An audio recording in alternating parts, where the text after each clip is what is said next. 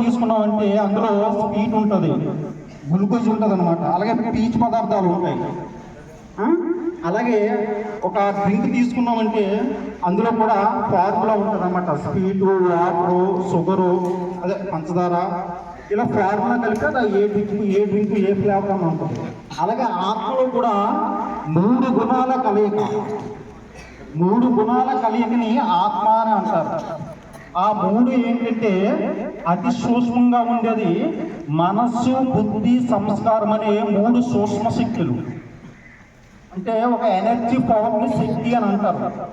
ఒక బైక్ ఉంది, బైక్ ఏ ఎనర్జీతో నడుస్తుంది? పెట్రోల్ అనే ఎనర్జీతో నడుస్తుంది. కానీ దానికి గాలి, చక్రాలు, బేర్లు అన్నీ ఉండాలి కదా. అలాగే ఈ దేహం అంతా మనకున్న ఊపిరితిత్తులు, గుండు, ఇవన్నీ మనకు అవయవాలు ఉన్న కళ్ళు, ముక్కును, వీటన్నిటిని నడిపించేది ఈ మూడు సూక్ష్మ శక్తుల కలయికే ఆత్మ అన్నమాట. మనస్సు, బుద్ధి, సంస్కారం.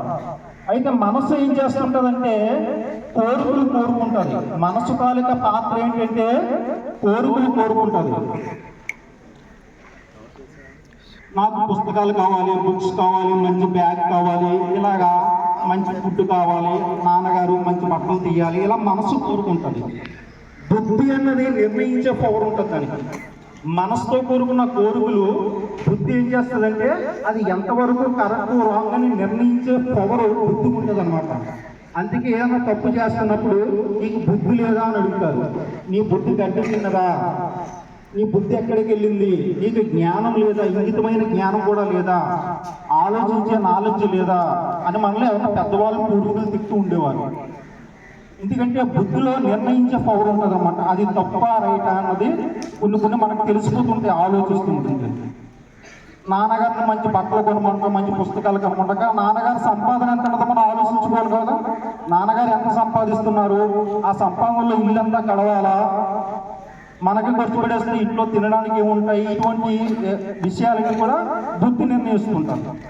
సంస్కారం అన్నది రికార్డింగ్ అంటే ఒక మెమరీ చిప్లో ఏవైతే మనం స్పెండర్ ద్వారా పెట్టి అన్ని కూడా రికార్డ్ చేసి మళ్ళీ సిడి ప్లే అవుతుందో, మెమరీ కార్డ్ ప్లే అవుతుందో, అలాగే ఇక్కడ సంస్కారం అన్నది ఏంటంటే మనది ఈ మనసులో ఏవైతే కోరికలు ఉన్నాయో ఆ కోరికలు కోరుకొని ఆ కోరికల ఆచరణలో బుద్ధి ద్వారా నిర్ణయించే ఆచరణలో పెడతామో అది మంచి చెడు అవుతుంది. మనకి ఇష్టం లేకపోయినా కొన్ని గొడవాడన్నా, చిరాకన్నా, ఒకరు కొట్టినా ఏదో విధంగా మనం కోరికలు తీర్చుకుంటాం. అవి ఏంటంటే పాప సంస్కారాలు అయిపోతాయి, చెడు సంస్కారాలు అయిపోతాయి. అది సంస్కారాలు ఏమైతే రికార్డ్ అయిపోతుంది అన్నమాట.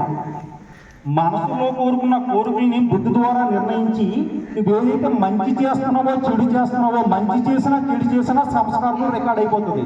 దానిని పాపము, పుణ్యము అని అంటారు. మన జాతకం అంతా భగవంతుడు మన ఆత్మను చూస్తే చెప్పేస్తాడు. ఈ ఆత్మలో ఎన్ని జన్మల పాపాలు ఉన్నాయి, ఎన్ని జన్మల నుంచి